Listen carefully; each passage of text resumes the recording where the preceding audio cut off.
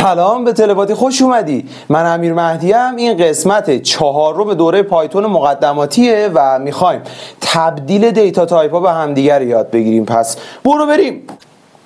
خب از متغیر A شروع میکنیم.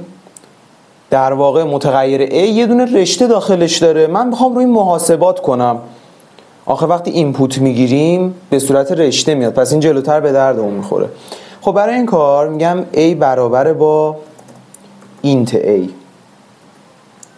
حالا بیا امتحان کنیم ببینیم میشه محاسبات کرد روش یا نه. خب A به اضافه 2 این الان باید بشه 47 دیگه. اونایی که ریاضیشون خوبه بگن A نشد.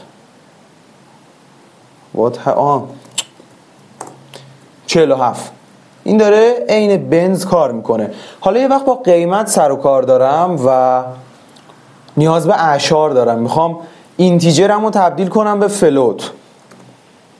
پرایس برابر با فلوت پرایس. من وقتی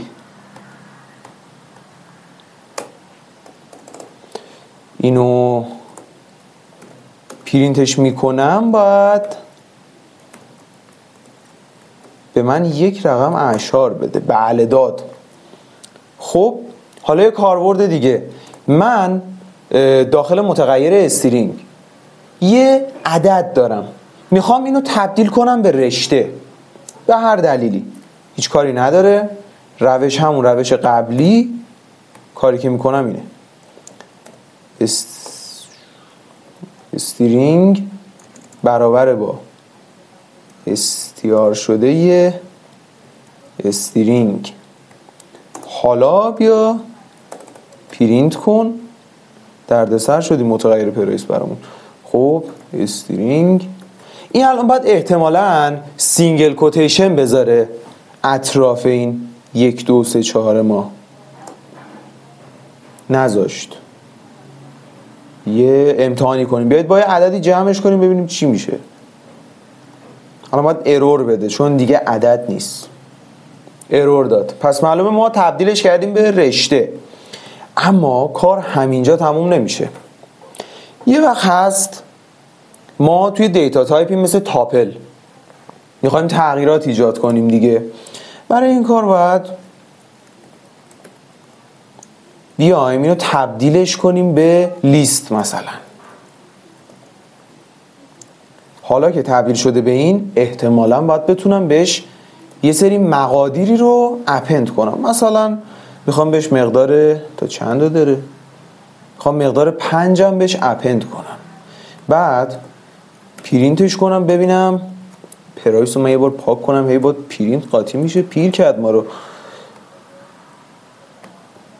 خب ببینیم چیکار کردیم.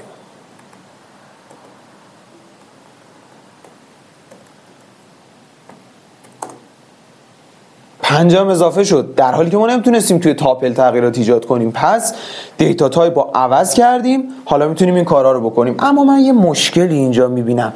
2 تا 4 داریم.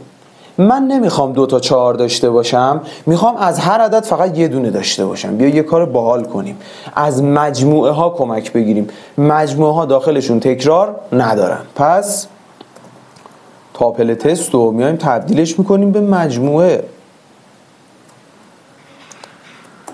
ترتیب شاید نخواهد داشت ولی در واقع مقادیر تکراریش میره. اگر ترتیبش ریخت و هم دوباره خواستیم بهش ترتیب بدیم سورتش میکنیم، جلوتر یاد میده. خب این تبدیل یه سری دیتا تایپ ها به هم دیگه بود. توی ویدیوی بعدی قراره بذار ببینم چی نوشتم. قراره پرینت و اینپوت رو یاد بگیریم، تابع پرینت و ورودی گرفتن از کاربر. پس تو ویدیوی بعدی میبینمت.